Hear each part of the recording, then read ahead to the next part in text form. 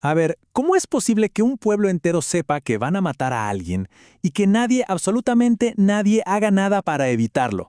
Bueno, esa es la pregunta central en la obra maestra de Gabriel García Márquez, Crónica de una muerte anunciada, y hoy vamos a meternos de lleno a desentrañarla. Y así arranca. La novela no empieza con un misterio para nada, empieza con la sentencia de muerte. Desde la primerísima línea ya sabemos que Santiago Nazar va a morir. Así que el suspenso no está en qué va a pasar, sino en el cómo. ¿Cómo fue que nadie pudo o quiso detenerlo? Y bueno, esta decisión de García Márquez de contarnos el final desde el principio, miren, no es para nada casual. De hecho, es la clave, la llave maestra que nos abre la puerta para entender toda la historia. Es que, fíjense, el mismo García Márquez lo explicó. Dijo que nos revela el final así, de una, para que uno como lector pueda descansar de la intriga y dedicarse con calma a leer qué fue lo que pasó. O sea, nos libera del típico ¿quién lo hizo? Para que nos hagamos la pregunta que de verdad importa. ¿Cómo diablos pudo ocurrir un asesinato que todo mundo sabía que iba a pasar? La premisa es, en teoría, súper simple. Santiago Nazar es asesinado por los hermanos Vicario para vengar la honra de su hermana, Ángela. Parece un caso de honor y ya está, ¿no? Pero no, la realidad es mucho, mucho más turbia. Es como una tormenta perfecta de mala suerte, de indiferencia y de cosas que todos sabían, pero nadie decía en voz alta. Y todo eso, al final, fue lo que condenó a Santiago. Y esto nos lleva a un punto clave, al verdadero protagonista de esta historia.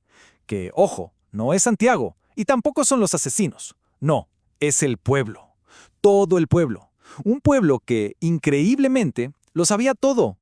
Uf, es que la frase del narrador lo resume todo. Nunca hubo una muerte más anunciada. Y ahí, justo ahí, está la gran paradoja. Como todo mundo lo sabía, nadie se sintió directamente responsable de hacer algo.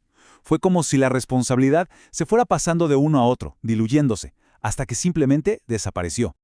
Esta última hora de verdad que es una cuenta regresiva que te pone los pelos de punta. Miren, a las 5:30 Santiago se levanta sin tener ni la más remota idea de lo que le espera. Poquito después, su cocinera ya sabe todo y no le dice nada. Para las 6:25 en el puerto ya es un secreto a voces, hasta el alcalde lo sabe y no hace nada concreto. Y así, con cada minuto que pasa, con cada oportunidad que se pierde, Santiago está, sin saberlo, un paso más cerca de su terrible final, justo en la puerta de su casa. Es que no fue una sola cosa, fue una cadena de fallos, uno peor que el otro de verdad. Una nota de advertencia que nadie ve. Un alcalde que les quita los cuchillos a los vicarios, pero los deja irse. Un cura que se olvida del aviso porque está pensando en el obispo. Y lo más trágico de todo, su propia madre le cierra la puerta en la cara pensando que ya estaba dentro a salvo. Cada pequeño error, cada coincidencia fatal, fue un clavo más en su ataúd. Ok, si todo el pueblo falló, la pregunta es, ¿cuál fue el motivo? ¿Qué fue tan poderoso como para poner en marcha toda esta maquinaria de muerte?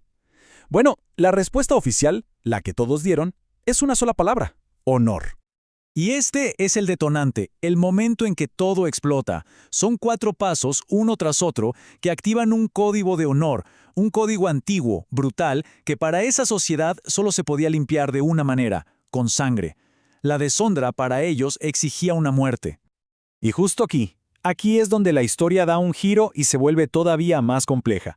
Porque la novela, la crónica entera, jamás nos da una respuesta clara a la pregunta más importante de todas. ¿De verdad fue Santiago Nazar el culpable? Y esa duda, esa simple duda, lo cambia absolutamente todo. La novela es magistral en cómo juega con esta ambigüedad. Porque por un lado tenemos la acusación de Ángela, que es directa, sin titubeos. Pero por otro lado, todo el pueblo duda. Nadie los vio juntos, no hay ni una sola prueba.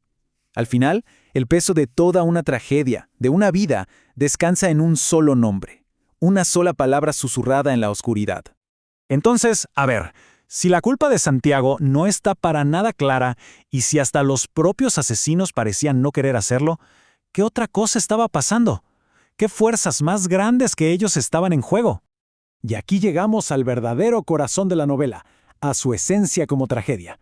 Y es que casi nadie aquí, ni siquiera los asesinos, parece actuar por voluntad propia. Son como marionetas, movidas por los hilos de una fuerza social imparable. La obligación, el qué dirán, el tener que hacerlo. Y esta es quizá la ironía más cruel de toda la historia. Los hermanos vicarios no lo hicieron en secreto, no, gritaron su plan a los 4 vientos. Y en el fondo, como lo dice el narrador, lo que estaban haciendo era rogar, suplicar, que alguien los detuviera. Querían que alguien los liberara de esa carga, de ese horrible compromiso que sentían que debían cumplir. Pero nadie los detuvo. El alcalde, por ejemplo, les quita los cuchillos y los manda a dormir, como si con eso se solucionara todo. El cura oye la advertencia y decide que, bueno, no es asunto mío. Y así, uno por uno, todos se lavan las manos. Todos asumen que seguro alguien más hará algo. Y al final, la inacción de todos se convirtió en el arma que mató a Santiago. Porque, al final, esta crónica no es solo sobre una muerte, es sobre el eco que esa muerte deja resonando para siempre, y sobre las preguntas súper incómodas que nos obliga a hacernos. En medio de todo este caos moral, la madre del narrador tiene una brújula muy clara. Su principio es simple. Hay que estar siempre de parte del muerto. Es una postura súper directa, casi un faro de claridad en un pueblo donde la moral se volvió, complicada, borrosa, casi inexistente. Y hay algo muy curioso que pasa cuando se relee esta novela. Es una experiencia casi frustrante, porque ya sabemos lo que va a pasar, y mientras leemos, es como si quisiéramos gritarle a los personajes, ¡hagan algo! Pero no se puede cambiar el destino. La fatalidad se repite una y otra vez. Y con cada lectura, de alguna manera, Santiago Nazar vuelve a morir. Y así, la crónica nos deja flotando con esta pregunta. Una pregunta que de verdad incomoda. Si todo un pueblo es responsable, ¿hay alguien que sea realmente culpable? Nos obliga a pensar en esa línea a veces tan delgada que separa al que solo mira del que se convierte en cómplice con su silencio. Y esa es una pregunta que definitivamente resuena mucho más allá de este pequeño pueblo y de las páginas de este libro.